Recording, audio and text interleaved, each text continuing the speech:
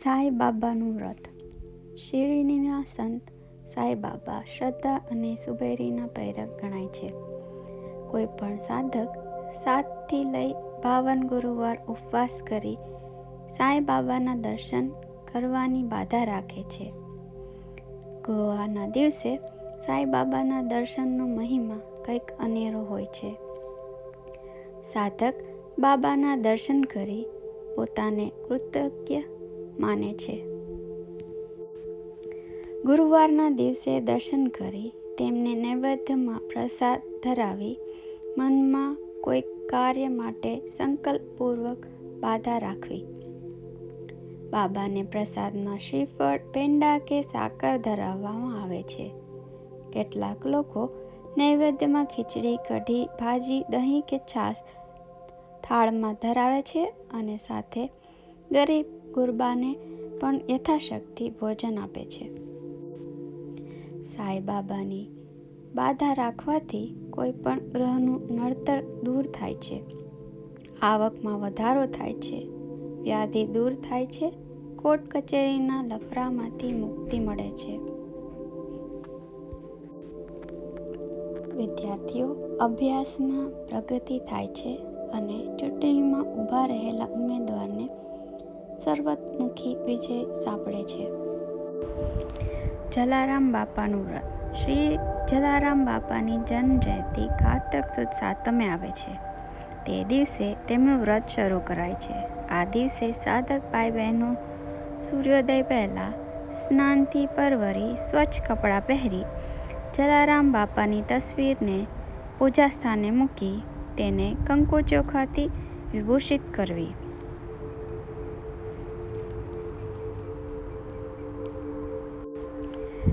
ત્યારબાદ એક નાળિયેર પર કંકુથી રામ નામ લખી બાપાના ફોટા પાસે મૂકવું.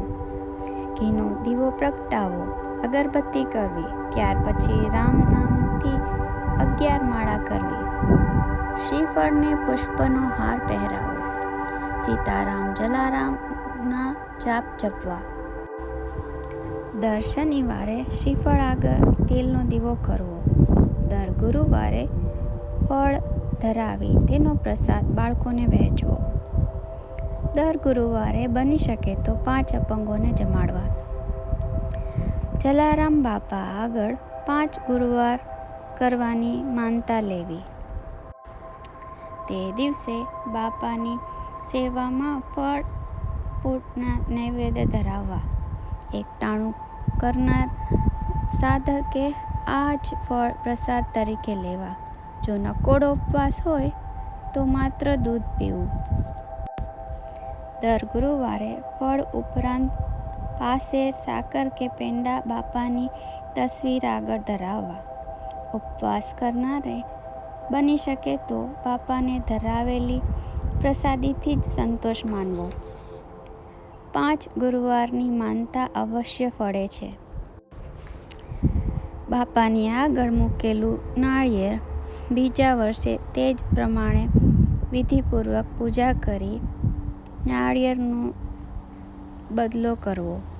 જૂના નાળિયેરને વધેરી તેનો પ્રસાદ કરી ખાવો અને વહેંચવો.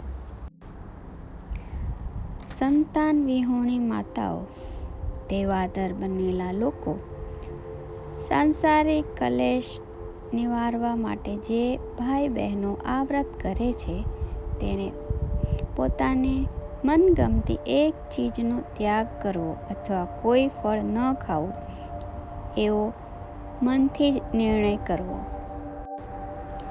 ઉપરના વ્રત નિયમથી વાંઝ્યા ટળે છે.